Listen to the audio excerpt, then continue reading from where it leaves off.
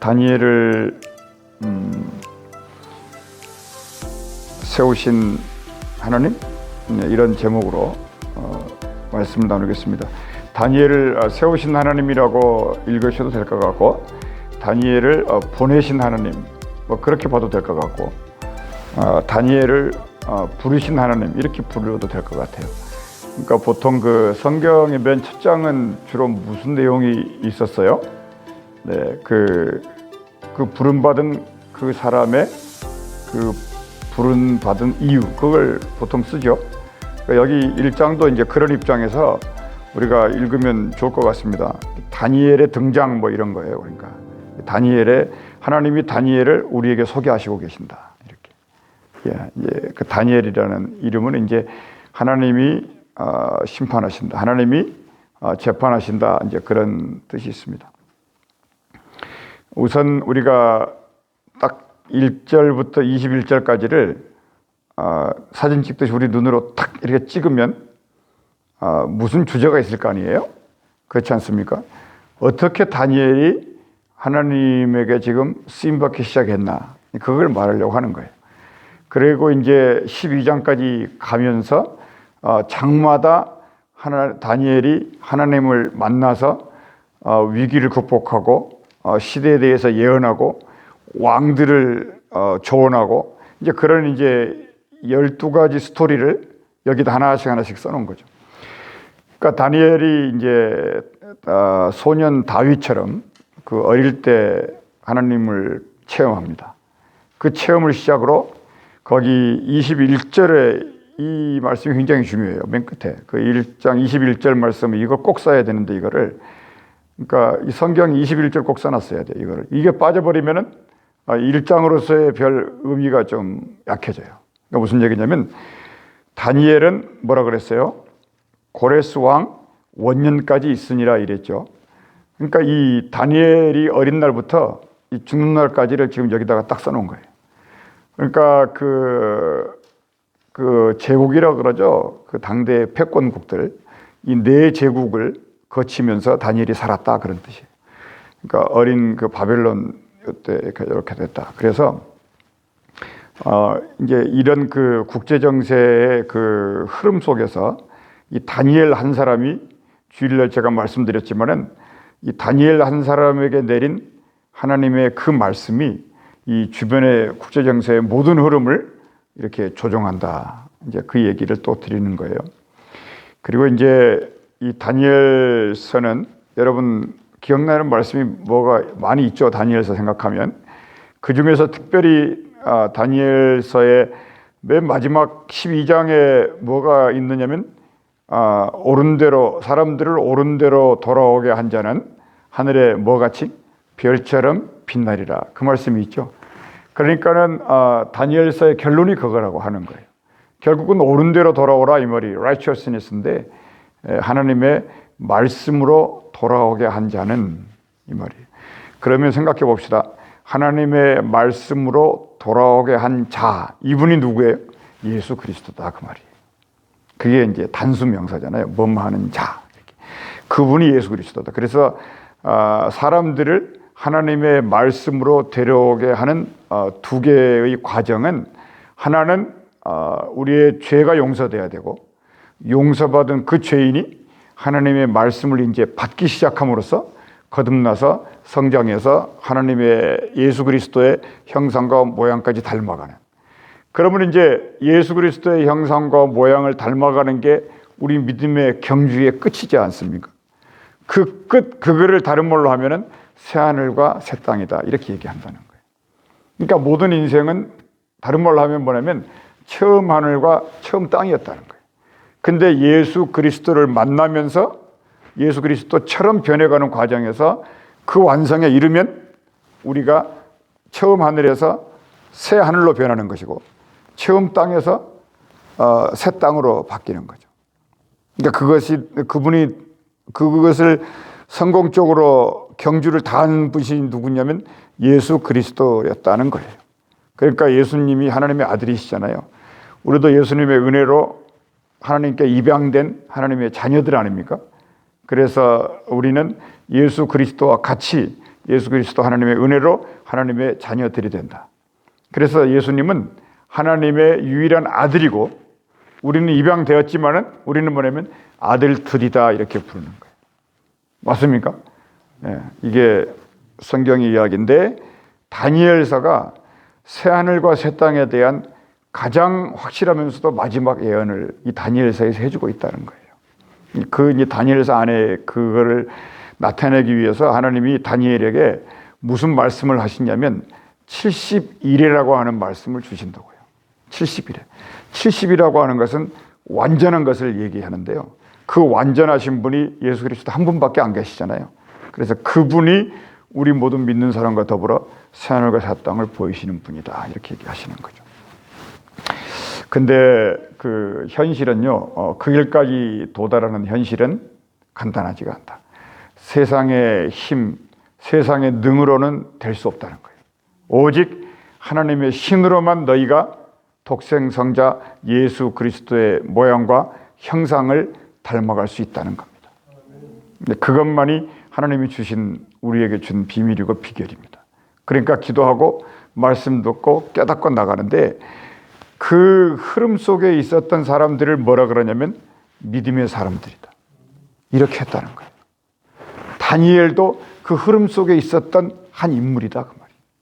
예레미야도 그 흐름 속에 있었던 한 인물이었다. 여러분 지금 머릿속에서 떠오르는 모든 믿음의 사람들이 이 흐름 속에 있었던 사람들이 다 그런 사람들이.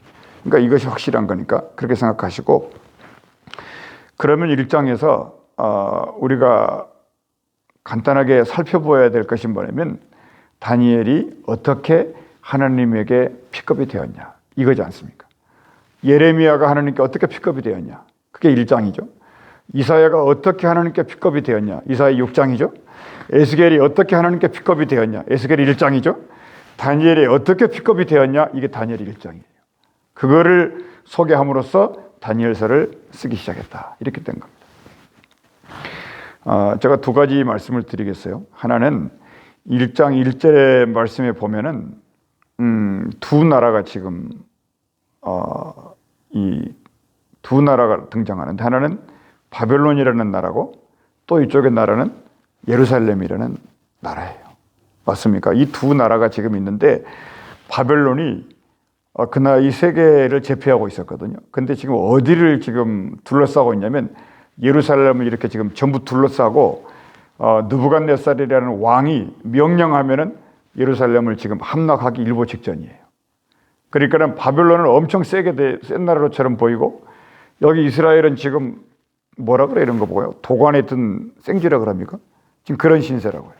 그래서 지금 스위치를 팍 누르면은 거기에 이제 무시무시한 폭탄이 떨어지면 예루살렘은 끝나는 그런 상황인데, 그런데 그게 예레미야를 통해서 예언된 거 아니었어요? 70년 이러면서 예루살렘은 함락된다. 포로로 가라.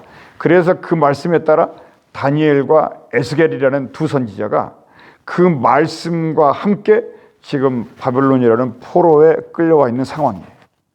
그러니까 하나님은 다니엘을 세우신 목적은 뭐냐면 포로로 지금 보냈던 70년 포로 생활을 하는 이스라엘 백성들에게 하나님이 말씀을 보내고 계신다 이 말이에요. 왜냐하면 말씀을 안 보내면 이스라엘 백성들은 마치 애굽에 430년 동안이라는 그 종살이를 그대로 해야 되잖아요. 그런데 하나님의 축복이 바벨론 포로로 끌려갔던 이스라엘 백성들에게 하나님이 두 선지자들을 보내서 말씀을 주게 했다 이것이에요. 이게 축복이에요. 자, 그러면 이제 바벨론 그럴 때 영어로 어떻게 되냐면 바빌로니아 이러거든요. 이건 이제 어떤 그 수사적인 문제인데, 바빌론이 이렇게 나눠보면 베이비 있잖아요. 베이비로니아 이렇게 돼요. 그러니까 세상에서는 바벨론이 지금 왕인데 하나님이 보실 때는 뭔가요? 베이비라는 베이비요. 그런데 이 이스라엘은 예루살렘의 입장은 베이비보다도 더 베이비라는 얘기 지금. 왜 그렇게 되냐면 예루살렘은 항상 그래요. 하나님의 말씀이 빠져버리면은 뿌리 없는 나무니까. 근데 하나님의 말씀이 들어가기 시작하고 하나님의 계획대로 세워지기 시작하면 바벨론의 바벨론이라도 사자 앞에 생지가 되는 거죠. 딱 요거예요. 요거라고요. 그러니까 이제 느부갓네살 그러면은 엄청 무시무시하게 들리잖아요. 근데 여호야김 그러면 뭐예요? 포로가 되어서 끌려가는 왕이에요. 그러니까 이 비교가 확실하게 나타나는데, 아무 힘이 없는 식민지고 나라를 뺏긴 이런 상황 속에서 하나님이 누구를 지금 픽업하시냐면 다니엘을 픽업하는 거예요. 그런 상황입니다. 그러니까 지금 여러분, 우리의 믿음이란 게 그거예요. 우리가 늘 생각하지만은 정말 아무것도 없는 상황에서 꼭 하나님은 이렇게 새 일을 시작하시는 분이라는 거예요. 그래서 우리가 전통적으로 늘 기도하는 게요, 정말 중병이 있고 막 질병이 있고 막 인생에 뭔가가 답답해서 해답이 없는데 하나님은 다 그 모든 것을 알고 계신다는 거예요. 그리고 기도하는 것을 보시고 말씀을 듣는 것을 보시고 믿음을 보시고 하나님은 그 일을 기적으로 바꾸신다는 것이죠. 그거를 지금 모든 장을 넘기면서 하시고 계신다는 것. 자, 그 한 가지가 우리의 메시지고, 두 번째 메시지는 뭐냐면 이 다니엘이라는 이 소년이 뭐 다니엘의 심정을 말하면 끝도 없겠죠. 그런데 그냥 말씀을 보면은 거기 8절 말씀에 다니엘은 뜻을 정하여 왕의 음식과 그가 마시는 포도주로 자기를 더럽히지 아니하리라 이랬어요. 그러니까 다니엘은 뭐냐면 그냥 쉽게 말하면 이겁니다. 그 소년이, 이거 소년이라 그러지만은 이스라엘은 13세가 되면은 성인이거든요. 그러니까 이미 다니엘은 성인이나 마찬가지예요. 말이 소년이지. 근데 이 이 다니엘이 뜻을 정했다 그랬는데요. 그 원래 성경을 보면 이렇게 생겼어요. 다니엘이 뜻을 정했다라고 말할 수도 있는데, 뜻 안에 있는 다니엘 이렇게 써 있어요. 뜻 안에. 그러니까 뜻이라는 게 하나님의 뜻 아니겠어요? 하나님의 뜻 안에 있는 다니엘이 이렇게 써 있다고요. 굉장히 중요하죠. 그러니까 무슨 얘기냐면 그리스도 안에 있는 우리, 이런 뜻이에요.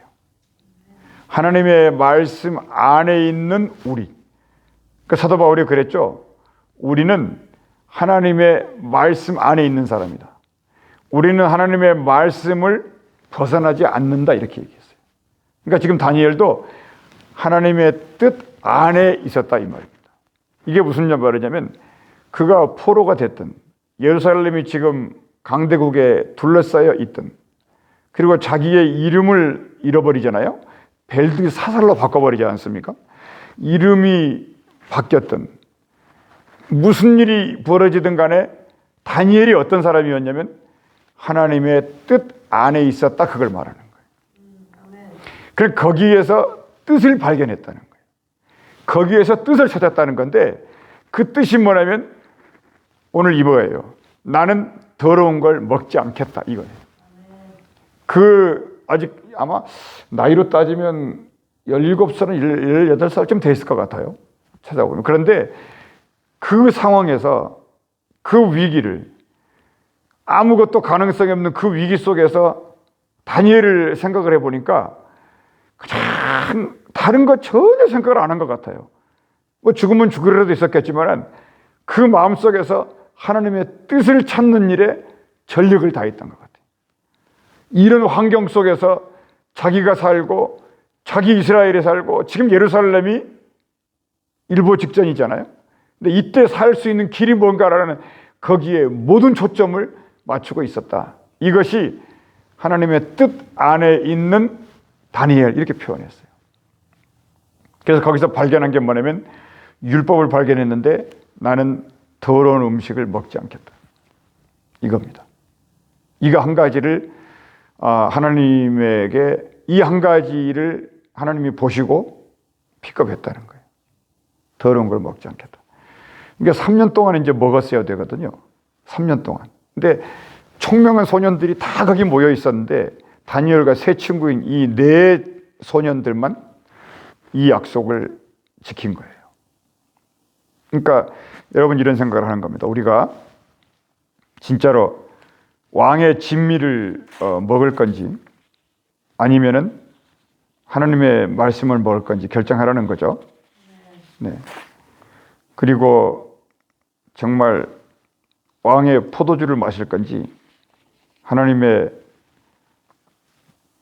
물이 변하여 바뀐 포도주를 마실 건지, 정말로 고기를 먹고 얼굴에 빛을 잃어버릴 건지, 아니면 하나님의 거룩한 성만찬에 참여해서 그 얼굴에 광채가 날 건지 결정하라는 거예요. 그러니까 이거를 조금 더 한 말씀을 더 드리면,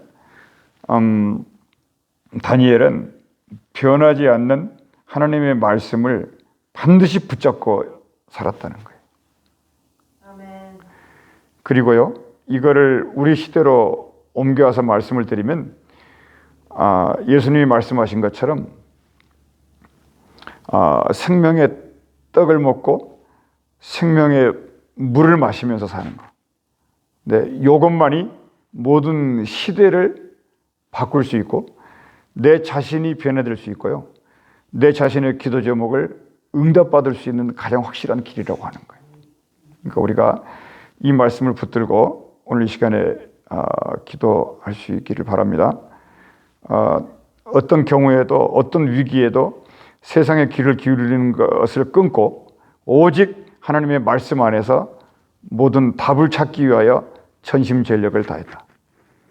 이것을 뭐라 그러냐면 마음과 뜻과 목숨과 정성을 다해서 주 너의 하나님을 사랑하고, 이 시험을 다니엘이 합격했다는 거예요. 그래서 이 1장 말씀은 하나님이 다니엘을 픽업한 이유가 그거였다, 이렇게 1장에 써놓는 것입니다. 기도하시겠습니다. 은혜로우신 우리 아버지 하나님, 우리 하나님은 다니엘의 모든 인생을 다 기록해 놓지 아니하시고 하나님이 왜 다니엘을 선택했나를 알려주신 것을 감사합니다. 우리도 주님께서 선택하신 이유가 분명히 있는데 그 선택하신 그 이유를 찾아서, 그 선택하신 방법을 찾아서, 그 선택하신 하나님의 뜻을 찾기 위해서 날마다 기도하고 날마다 간구하고 하나님 알려달라고 주께 나아가는 사랑하는 백성들이 되게 하여 주시옵소서. 주 예수 이름으로 기도하옵나이다. 아멘.